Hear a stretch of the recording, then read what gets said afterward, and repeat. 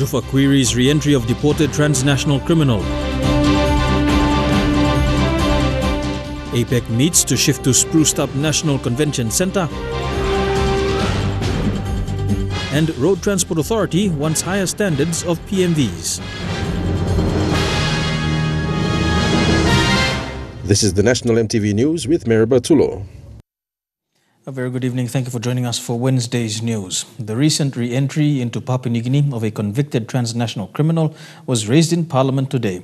Northern Governor Gary Juffa, in a series of questions to the Immigration Minister, asked how this person was allowed entry back into the country after he was deported. The Governor also asked about the enforcement of the country's immigration blacklist. Governor Juffa said poor policing of immigration has left the country open to abuse from transnational criminals. Northern Governor Gary Juffa asked a series of questions in Parliament today relating to the recent re-entry of a convicted transnational criminal into the country. Before I ask my next question, I want to commend the Minister because he has actually undertaken a number of deportations recently under his very young short term. Governor Juffa called on the Immigration Minister to give an undertaking to investigate the circumstances surrounding his re-entry and have this person barred from the country. Is the Minister aware that this transnational criminal has re-entered the country in July 2017? But can the Minister give us an undertaking or some form of commitment that his ministry will look into how it is that a transnational criminal has re-entered our country and what he's actually doing here? What are his papers? I am informed that he has multiple business visas. What business does a convicted criminal have in this country? In responding, Immigration Minister Petrus Thomas acknowledged that he was aware of the re-entry of the person in question. He said a decision had been made by the previous Immigration Minister in the last government to have this foreigner deported. However, due to a lack of evidence, the decision to deport had been rescinded. The Minister then ordered a removal. But later he rescinded his decision after him not having enough information to deport him, and he wrote to the other minister then to have him back in the country. In light of the recent re-entry of the person in question, Minister Thomas announced that the country's chief migration officer had been instructed to work with police to investigate the circumstances surrounding this particular case, with plans to have the person deported again. And I have instructed the CMO to advise the police detectives to work on it, and they're currently working on it. It's in the country and the detectives are working on it. And once we have a finding, then I'll make an announcement. Furthermore, the minister also acknowledged the need to improve in the enforcement of the country's immigration blacklist. He gave an assurance that he would be working with the CMO and his officers to ensure that there would be an improvement during this term of Parliament. In terms of blacklist, yes, we have the system to blacklist all human beings that has been deported in this country for them not to enter. But I think they came through the administrative process, which I need to tighten my administration, so such practice does not happen again. And I also instructed my CMO to ban any entry or granted for any visas of all sorts, whether tourist visa or business visas for anyone that has been deported out of the country for some time. Queries have been raised on the potential environmental impacts of the Wafi-Golpu mine in Morbe province to the Makam River system. Makam MP Connie Iguan questioned how independent the mine environmental impact study were and sought an assurance from the Environment Minister.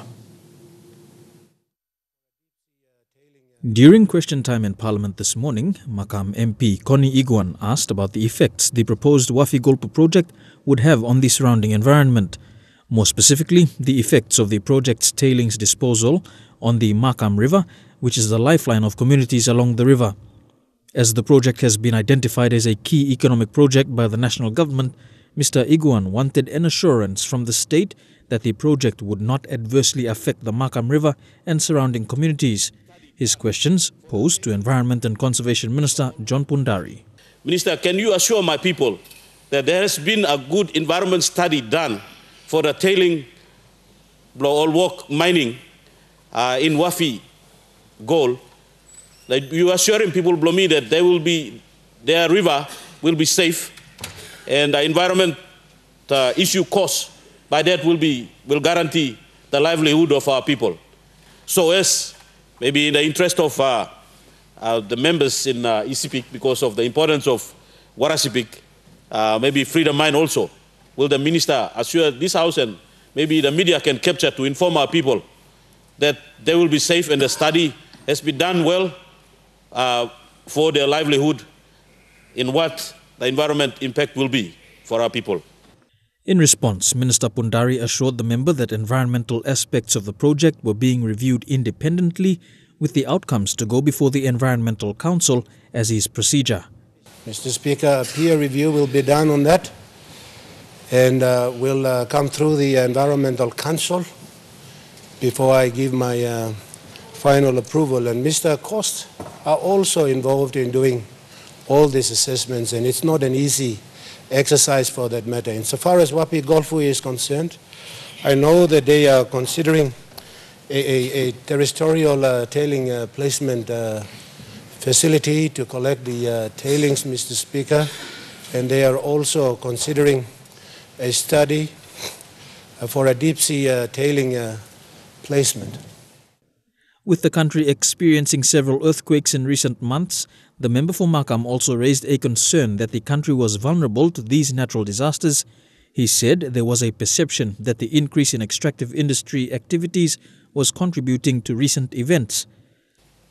Miluglo heavy come up now lo gold mine na, worklo mining na, gas lo highlands na, big pla earthquake come up na, planet life lose lo apia, environment study blow you lo, toksawe lo mina, people blow me lo Makam na, huan gulf, wow bulolo lo morobe, whether that mining digging there by cause him sambla impact lo, mipla behind long future earthquake or nogat. Is there any environment study on that? Because I'm afraid they will be doing big diggings. That big diggings will go on Planet Mountains, and people are living on those mountains, and their diggings will be there. Whether if you can assure and guarantee my people that any diggings cannot cause such problem in future earthquakes happening in Morobe.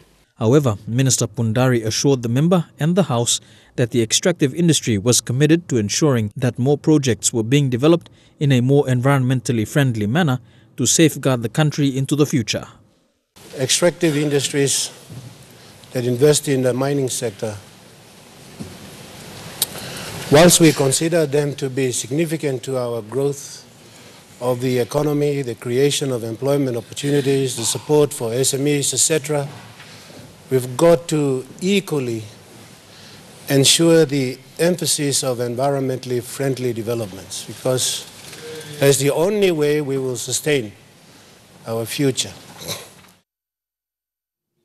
The recent suspension of a senior officer of the Department of Works was raised in Parliament. Brian Alois, a senior engineer with the Department of Works, had been suspended following his comments in the media over what he claimed were inflated contracts, bad engineering practices, and poor accountability within road construction in the country. In his capacity as president of the Institute of Engineers in PNG, Mr. Alois was critical of the costs involved in road construction projects, whilst at the same time questioning the standard of work from contractors. Mr. Alois has since been suspended from the Department of Works, with Works Minister Michael Nally standing by the decision to suspend Mr. Alois. Minister Nally has defended the awarding of road contracts, saying due to the country's geography, costs are expected to remain high, particularly in rural areas. But well, at the same time, Emmy regional manager belong Works department, where you look at the Momase region. According to the department, na plenty of manuseti staff inside long this la industry. Mi play look survey was and plenty belong of the statement belong enemy not true. The second APEC senior officials meeting will be held at the recently refurbished International Convention Centre in Port Moresby. Chinese Ambassador to Papua New Guinea, Zhu Bing, officially handed over the building to PNG Prime Minister Peter O'Neill, signifying the transferal of ownership. The building was refurbished with help from the Chinese government after the first contractor failed to complete the building.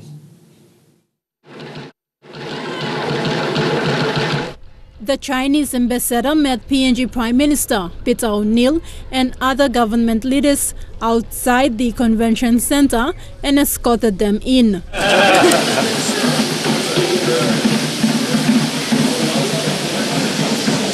The refurbishment includes 9 fully air-conditioned conference rooms, proper water and electricity connections, and the roadwork at the entrance into the center.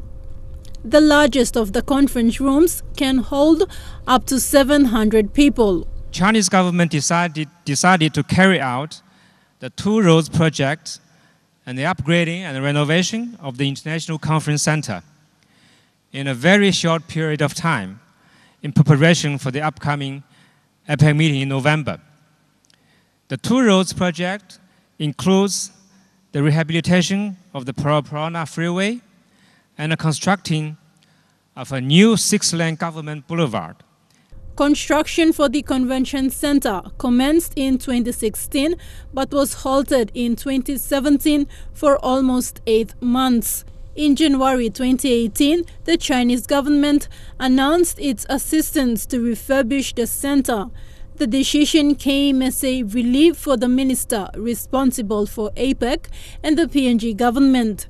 3 months after the announcement, and the Chinese contractor was able to complete the renovation in time for the second senior officials meeting. These roads and the convention center will be used by our leaders and our ministers and those who are visiting us during APEC and beyond. But Papua New Guineans will use these facilities for decades to come. Again, we thank the Chinese government for its commitment to our people and, of course, supporting us hosting the APEC meetings. The key to the main door of the center was presented to Prime Minister Peter O'Neill to mark the transferal of ownership. The Chinese assistance was described by Minister responsible for APEC as a continuation of a strong commitment between the 2 governments. So it's very timely that this National Convention Centre is open and will be utilised straight away for our APEC meetings, which we have now till November. I'd like to personally thank, as Minister for APEC, the strong commitment and dedication by the Chinese government. They have come on board with APEC in a major way. This facility was refurbished at a cost of over 20 million kina, funded by the Chinese government. It will host the main APEC summit in November. Taklagunga, National, EMTV News. The country's PMV transport system must change to cater for the needs of the public. With this in mind, the Road Traffic Authority wants current PMV services to improve. RTA Chief Executive Nelson Terama says current surveys and frameworks under RTA's responsibilities are seeing progress with relevant state agencies. Speaking to MTV this morning, Mr. Terama relayed the efforts the RTA is pushing to improve current level of PMV services in the city.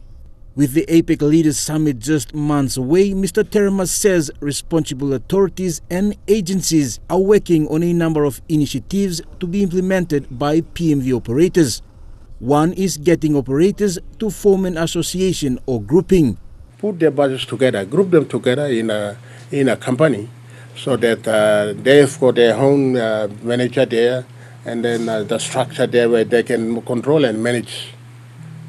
So which will be very easy for us to communicate and then control those budgets.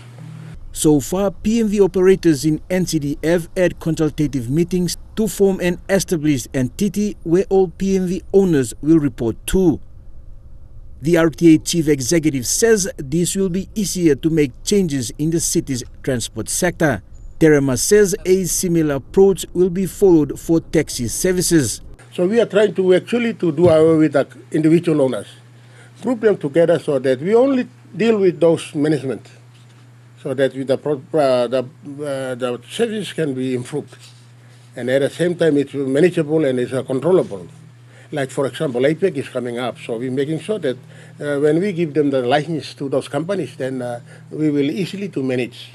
Kenny taxi service owner Wek Keva visited Mexico recently to observe how taxi services operate. He says PNG is developing and current standards of service must improve. Me appeal on get that line. Suppose me one requirement only like me below medium the regime of standard me below taxi service the bus service. You know the question by you mean not talk no to me pioneer something or no or this like but you meet them standard no only we need to comply with the rules and regulations where all RTA put him or money put him. RTA, UN Women and NCD are currently carrying out a survey to assess the demand and supply of PMV services in the city. Jack Lapave Jr., National EMTV News. The business community has stepped in to support local Madang MP Brian Kremer in getting water supply restored to Madang. Madang Chamber of Commerce President Kevin Murray says business houses are helping by contributing money to the Chamber of Commerce, which will then be given to the local member to manage. Water supply was cut off after vandals destroyed pump equipment located outside of Madang town. At 2 p.m. yesterday, Madang MP Brian Kremer met briefly with the Madang business community to give them an update on the situation. Kremer also assured business houses that the situation has returned to normal. Madang Chamber of Commerce President Kevin Murray acknowledged the local members' response to the current unrest in the province, saying he played a pivotal role in bringing the situation to a level of normalcy. I'd like to make a comment on the fact that we have a member in Madang who is trying his utmost to rectify a very serious problem we have here. The Honourable Brian Kremer, as soon as he heard of the troubles here, he arrived immediately. The community has stepped in to help. Plum Trade has donated 5 water tanks for Modilon General Hospital as the hospital is in dire need of water. Meanwhile, other business houses also contributed financially towards getting water restored. And further to that, another member of our chamber here in Madang, R.D. Tuna, initially when I spoke to the manager yesterday, he immediately said that the company would put aside 5,000 kina. He then spoke to his general manager and owner in the Philippines, and they said, and he asked them for 20,000 kina. The big boss said, what's 20,000 kina? Water is important for life. People cannot survive without water, and so as a result of that, RD Tuna have just donated to us 200,000 kina to help restore water to Madang town. Madang MP Brian Kremer has given assurances that they will now deal with loitering issues and other pressing issues on the ground. Kremer told the Chamber of Commerce he would now redirect most of the development budgets on the DSIP to go after the issue of illegal settlements and urban drift and street sellers. The issue of illegal land grabbing and settlements, among other problems, are also contributing to this current situation.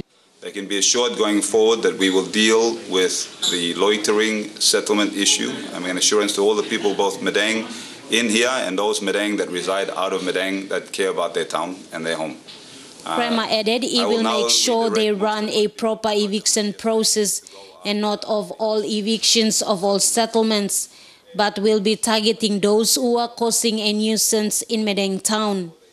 Then we'll put in together a long program, a proper sustainable program on dealing with settlement issues, and that is preventing new settlements from growing in Madang, but also resettlement to other lawful areas just outside of Madang town, and ensuring that they raise their family in a proper environment where they have law and order, bylaws, and the community is people living in peace and harmony, because the biggest people affected by settlers aren't Madang necessarily Madang people, it's settlement people themselves, because they're living in a very lawless community themselves, and I'm mindful that we're dealing with women and children. We're not just dealing with, loiters or thugs on the ground. Settlements are thousands of people, and in those thousands of people are women and children, and they have rights.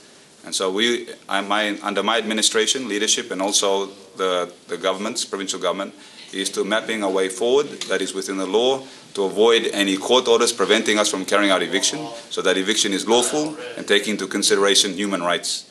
But I'm asking Masa Luis, National EMTV News, Medang. Medang MP Brian Kremer has organized New Guinea Electrical, PNG Power, Water PNG and Femali to start work on the Pioneer water plant that was damaged by locals 3 days ago. He is working with them to help restore water to Medang town. Water PNG reports that it would take up to 2 months to repair the equipment and get the water supply up and running again. The local MP has organized the contractors to have police escort to be on site to start work on the plant site starting today. He says hopefully water should be restored to residents of Medang by Sunday. The Water PNG plant site located at Panim in Ambenob is a 15-minute drive out of Medang town. 3 days ago, locals in Medang went to the plant site and damaged the equipment there, cutting off the flow of water into town. This station is what was damaged that caused the cut off the water supply to Medang town. There is extensive damage done to the Water PNG plant site. The locals cut the main wires and tried to bend the main control station, generator and destroying water pump cooling fans. They also cut down a tree on the power line, cutting off electricity. They also attempted to bend the generator while they had removed 2 batteries and started a fire inside the generator. Those youths, hooligans involved in following Saturday's shooting, obviously came up the back ridge of this back of Medang, jumped the fence and started to cut all the wires on the pumps. Tried to start a fire to burn the main control box. They dropped a tree onto cutting the power to supply to the pump station. We are now arranging to clear and fix and address all the issues. And Brian Kremer has also asked the New Guinea Electrical to assist while PNG Power linesmen will restore electricity today. So now we've arranged for the contractors, PNG Water, New Guinea electricians, and also Femali to deal with pumps to basically be on site to organize the crane, because it's a critical issue with water in Medang, and I can't wait for months. The initial report we got that it takes 2 months to repair water. So to address the issue quickly, I've organized for these contractors and police escort to come on site to assess the situation. Work has started. The contractors are now inspecting the damages and are now arranging for parts to start repairs. Kremer is hoping the work should be completed with water restored by Sunday, or if not, it will be early next week. Hopefully by Sunday at the latest. I can't guarantee that we will have water restored back to Medang, water restored to our hospitals and our Beyond Jail and the residents of Medang. Masa Luis, National EMTV News, Medang. Here with National EMTV News, we go for a break now. When we come back, more of the day's top stories. Stay tuned.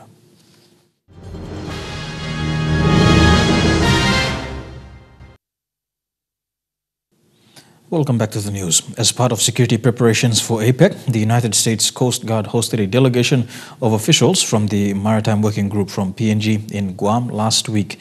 The delegation met with Coast Guard leadership and toured the USS Coast Guard base in Guam. They used the opportunity to ask questions about security for events such as APEC. The PNG delegates then met with representatives from the US Coast Guard Contingency Planning Branch to plan development for security and safety. The visit to Guam was a result of the US-PNG partnership supporting preparations for this year's APEC summit. A Coast Guard team will be in Port Moresby in July to provide further training to port officials from Papua New Guinea, Solomon Islands and Vanuatu. The piece of land in Port Moresby that police are alleging that a pastor acquired using fraudulent documents is at Gearhoo Stage 4. Head of the National Fraud and Anti-Corruption Directorate, Chief Superintendent Matthew Damaru, confirmed this today. Police say the pastor has 3 different names but was charged for uttering and forgery under the name Jack Matthew. Investigations into establishing names of lands officers who may have processed false documents to acquire that piece of land is being carried out by fraud officers working in the Lands Department's Fraud and Complaints Unit. The pastor has been released from police custody on a 1,000 kina bail. Now this is totally unacceptable. So there's 2 things here. One is a fraudulent title, which is just totally against anything that we do. And secondly, he's using this fraudulent title with lawyers to evict innocent Papua New Guineans from land that they are currently applying for. So the situation is that this man or so-called pastor has been caught out, arrested on the weekend, and will face court this week. It gets a bit deeper in that because there's other people involved as well within the Lands Department. He couldn't have acted alone. And further investigation will clearly show who in the Lands Department assisted this fraudster, and also and other people that are associated with this as well. So we've got this situation now where people are now trying to forge my signature because of the powers that come underneath me, because they've got nowhere to go. They no longer can beat the system. I have purposely put the strict processes and guidelines in place under the law so that these sort of criminal and corrupt acts do not happen again in the Lands Department. A family is calling on authorities in Southern Highlands to help locate a girl believed to have been kidnapped during broad daylight on Monday. According to Upper Mendi Village Magistrate Conal Kingi, a known suspect is involved in the girl's disappearance. Eyewitnesses say the girl was forced into a ute by 6 male suspects at the Mendi Kandep bus stop. The matter has been reported to Mendi Police but has received no response from authorities as yet. The family is confused as to the motive behind the kidnapping of the girl. The police officer who allegedly assaulted his former partner has been released on a 500 kina bail late this afternoon. The officer was charged with 1 count of grievous bodily harm under the criminal code. This officer is accused of badly assaulting his partner in March, resulting in her being hospitalized for cuts and bruises to her body. The officer involved is a member of the NCD dog unit. And our people from Family Social Violence did very well. They picked that policewoman, took her to a safe home. She's been receiving treatment from hospital until she was able to walk last week, and that's when she came out to the media and made her report. We have compiled 2 reports, one for discipline charges and one for criminal charges. Transparency International PNG held their members meet and greet event this week in Port Moresby. Visiting the PNG National Chapter for the first time was Pacific Coordinator Alejandro Salas, based in the Secretariat in Berlin, Germany. He addressed the members on the importance of their support and also explained a little more about the global program. TIPNG's members meet and greet was scheduled yesterday, where members got to hear more about Transparency International's global movement. First time to be in country, Pacific Coordinator Alejandro Salas was impressed with the work the PNG National Chapter was doing. It's a big challenge. There are too many things to do, but there's a positive environment to start doing them. Living and working from the Secretariat in Berlin, he explained the work of Transparency International from a global scale. He also encouraged the members that their support was the pinnacle of the organization's success. To be able to bring different people together, because fighting corruption is not a problem of 1 or 2 people. It's a problem for all the citizens in a country. It affects everyone. Therefore, the membership, having people involved, is so important to deal with it together. Transparency International is a worldwide network of national chapters who believe that corruption can be stopped. The rights kind of thing into the very practical. No? This year, TIPNG will be pushing for 3 main agendas while running its normal programs. Continuing to pressure and look, in terms of the NID audit report to be published. That's something the public has asked, and continue to demand that, so that's something TI is closely working on. The second one is obviously continuing to lobby and work closely with government on the Independent Coalition Against Corruption bill, the act that's been going. So that's a really big focus for us, for TI going forward as well. And We've talked about access to information. We recognize Constitution does allow that, so looking at then enabling legislation and policy. So you've TIPNG has over 200 registered members and envisions a country free from corruption. Lilian Sopera-Kinea, National, MTV News. A family residing at the 2 Mile area in Leh has raised health concerns over waste from a sausage factory owned by a Chinese company being dumped into a creek near their residence. Mother of 3, Deborah Ruembori, says the company has been disposing waste from the sausage factory into a nearby creek in front of their residential area for almost 4 years. The matter was reported to Leh City Council Health Department early last year, but to date, nothing has been done.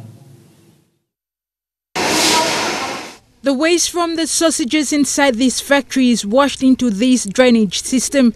It then passes through an outlet and into this huge container. The waste overflows and escapes through this pipe and into this creek next to this residential area. The Ruembori family, who has been residing here for more than 30 years, told us that their living condition has changed since the disposal of the factory waste 3 years ago. So mi plastap la smela sa bagarapi mi plano sem au sereya. Also play oli modas to kaino sem also sisi kus. So main sick blolem diarrhea na malaria. The couple with their 3 children have reported the matter to the Leh City Council Health Department early last year, but nothing has been done.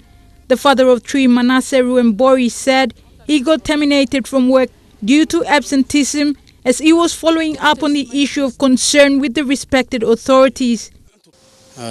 December 8, 2014, now we've been terminated because of absenteeism. This is work about me. Lo try lo safeguarding family now, so me plan can find him place lo stop. Now lo this la commitment time lo try lo pussy me lo find out now all been stopped from this la mark now stop. Na got little space so look at house now me plus stop la little space now stop me plus stop. So work been come up na. Continuously lo bagarabi me plus tulo time factory been come up from 2014 come up till now. So waste we all not keep him lo right way me plug and stop all right lo osem neighbor or continue mo say got man stop too outside kind something me block him but no good affect him all na but disturb him operation lo business or kind of some this la lo all don't nothing him osem but time all put him brig one tab now all losing thing lo set stop outside. The Chinese company Wang Cheng produces sausages and operates at the 2 Mile area in Leh. This brick wall separates the factory and this residential area. The company's general manager, Yu Chan, said they will seek assistance from Leh City Council Health Department when the company owner, Salu Chung, returns from an overseas trip at the end of this month. Okay, this time I'm only meeting only wala so go down, but south end thing you got the 31 is something okay, yeah, okay, me plug in this wala. Go check. Julie Badui Owa, National MTV News, Leh. Here with Wednesday's news, we go for a break and be back with more after these messages. Stay tuned.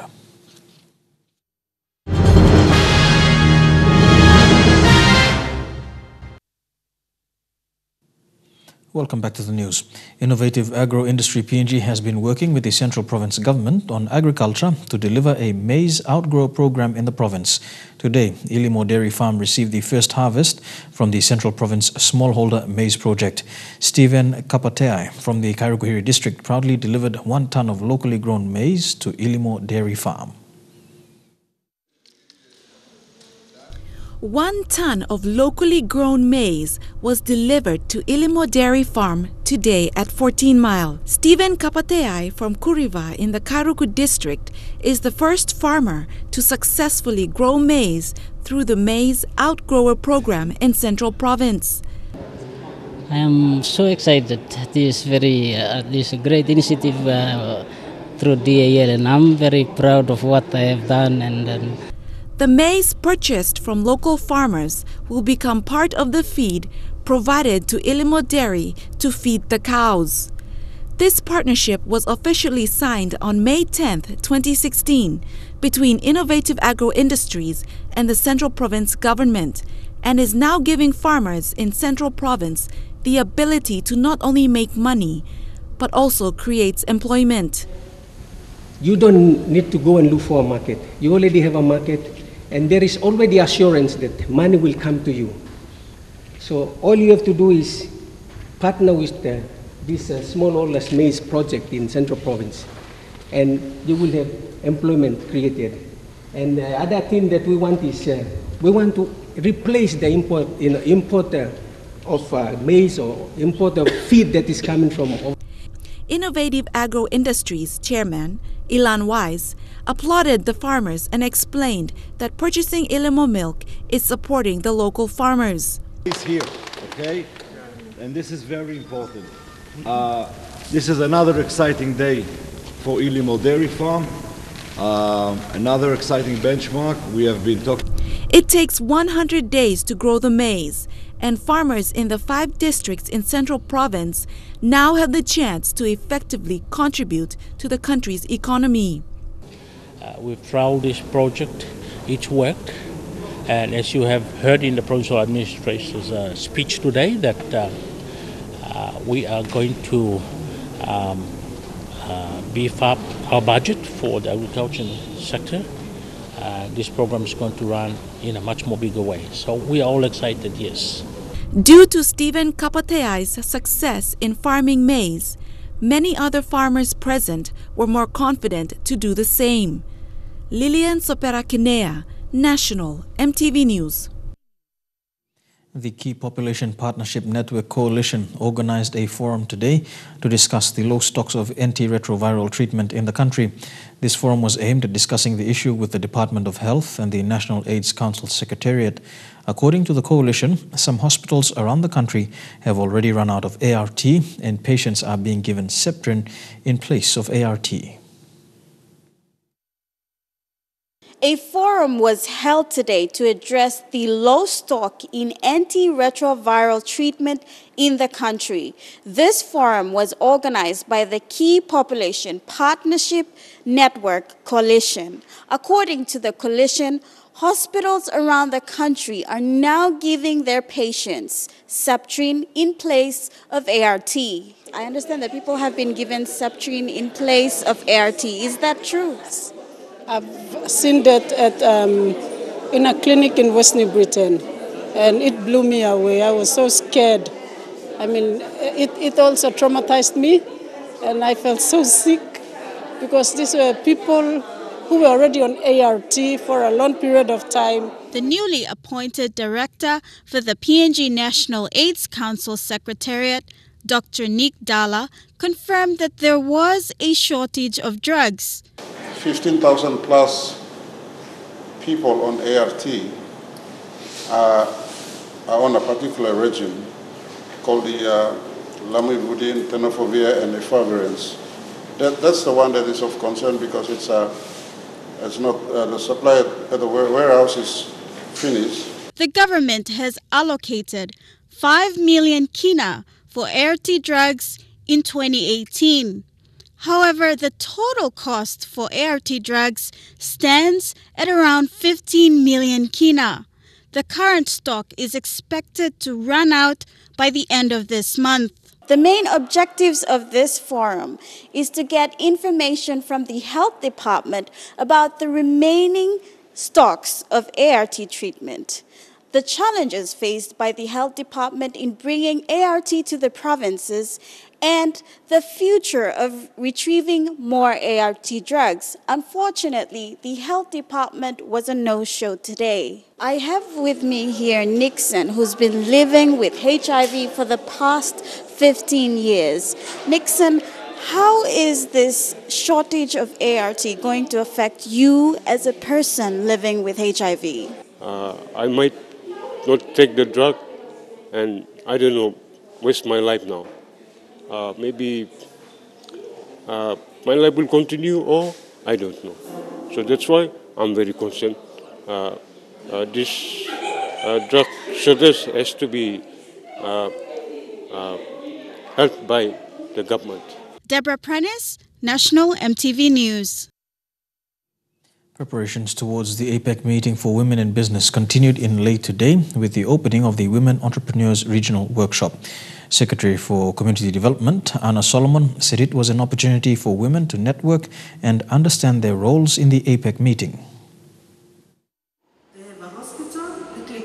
The Department of Community Development is creating a portfolio of Papua New Guinean businesswomen through these meetings. It gives the women an opportunity to showcase their products and also learn from other women entrepreneurs. These women have come from Vanimo, Wewak and Ley. Secretary for Community Development Anna Solomon told participants in Ley today that networking is the way forward for local businesses. I'm encouraging women here. Women can empower other women. This is not time and age where we withhold information, we keep to ourselves. You need to network so that you advance yourself as a business. This workshop is one of 4 meetings that are being hosted in the country in preparation towards the APEC meeting. This is to ensure business women understand their importance and roles in the APEC's policy partnership on women and the economy meeting. As a country, we are also hosting in September the policy partnership on women and the economy. And what we are trying to do here is tell women what APEC is and how they can participate. Ms. Solomon says these meetings will allow the government to understand the business environment for local women and how to improve. She says there are a lot of women in business that have to be promoted. We want to show the country and the rest of the world that these are the women in business we have in Papua New Guinea. This is where they are in Papua New Guinea. This is the kind of businesses they are in. So you can utilize their businesses when you go to the province. They have guest houses, they have lodges, they have catering, they have artifacts, they have hire cars. They have many things that you can also utilize. The participants will be displaying their products at the CRC Church Hall at 2 Mile tomorrow. Lucy Kopana, National EMTV News, Ley. You're with Wednesday's news. We go for a break. When we come back, some sporting updates in Trukai Sports. Stay tuned.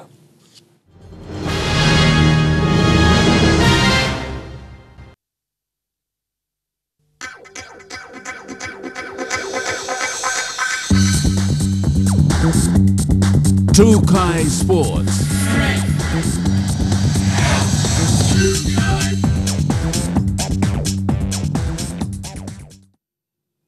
Welcome to Trukai Sports. PNG weightlifter Stephen Curry is one athlete who set his mind to be the #1 in the Commonwealth, and that is exactly what he achieved 2 days ago.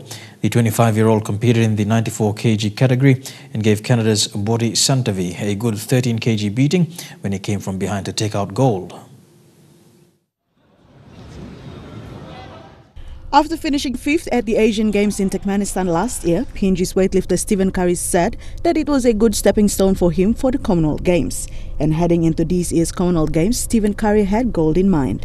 And when he took the platform on Sunday, Stephen's only strongest competition was Canada's Bodi Santavi. Though the standings after the snatch saw Stephen trailing behind Bodi Santavi, India's Vikas Thakur, and Samoa's Siaosi Leo with only 153 kgs. Santavi's easy lift of 168 kgs in the snatch made him the crowd favourite. He's got it! He's there! Commonwealth Games! The clean and jerk later saw a close race for gold between Santavi and Curry until Santavi's final lift recorded 204. What Stephen did next stunned spectators and even officials.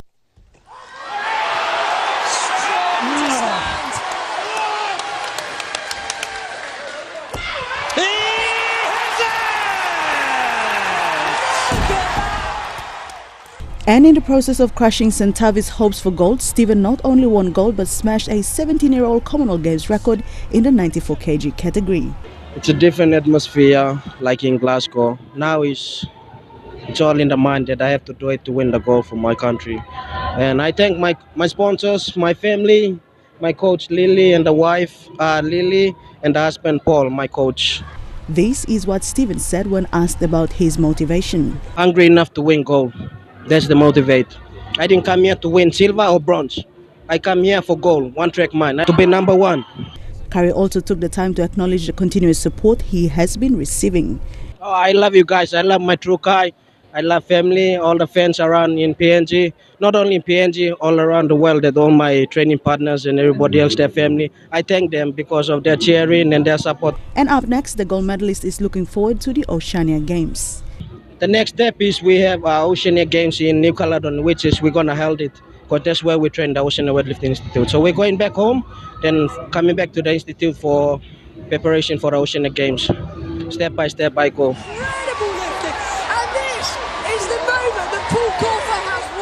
Dineraus Raiko, National, EMTV Sports. To boxing now, and PNG's Charlie Keama, who fought in the 52 kg division, was defeated by his Indian opponent this afternoon. Keama's near-missing jabs at his opponent and with a few good punches at his fist wasn't enough to persuade the judges, who at the end of the bout awarded the win to India. In a 9-minute contest, PNG's Charlie Keama had his fist under control, exchanging punches with his Indian opponent, Gaurav Solanki. Seen everything from the Indian. Charlie, who stood firm, was slow in exchanging jabs, while India, on the other hand, was too quick for Charlie, striking from every angle possible and scoring.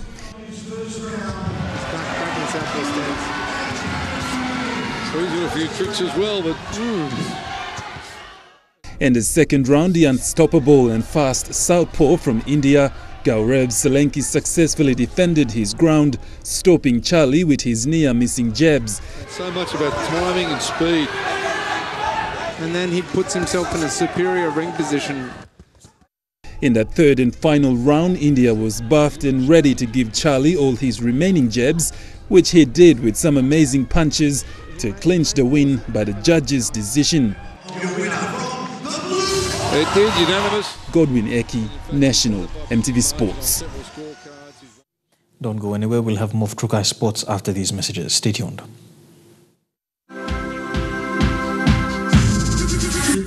Trukai Sports. Welcome back to Trukai Sports. To Rugby League now, and SPPNG Hunters coach Michael Marum has made a few changes to his starting team for this weekend's Round 6 clash. The Hunters take on the Redcliffe Dolphins on Saturday.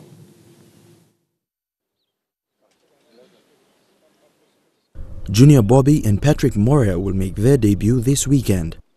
Junior Bobby becomes Hunter number 64 when he runs out on the wing, replacing Brendan Gotunu, who has been omitted, while Moria comes off the bench. Eden Egebi has been named to start at fullback in place of the injured Adex Wera. Junior Rao has been moved to the left side wing, with Paul Wawa making a return to the starting lineup in the centres. Bounder Abba replaces Adam Korave at prop, while Watson Boas partners brother Ase in the halves. Enoch Maki makes a return from injury and has been named on the bench. Coach Michael Marum has released Muka Peter Kulu from the squad because of his inconsistent performance. Marum will finalize his 18-man travelling team tomorrow before they leave on Friday. Elijah Levet, National, EMTV Sports. And that ends Trukai Sports for this evening. We go for a break. When we come back, a quick look at the weather. Stay tuned. Trukai Sports.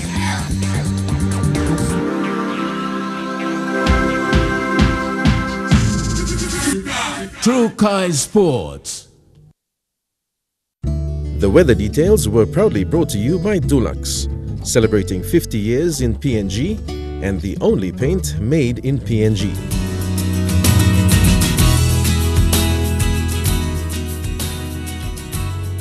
A quick look at the weather in the southern region. Port Moresby, fine with some showers later on. Some showers expected in Daru and Kerama. A few showers for Popondetta and afternoon showers for Alatau.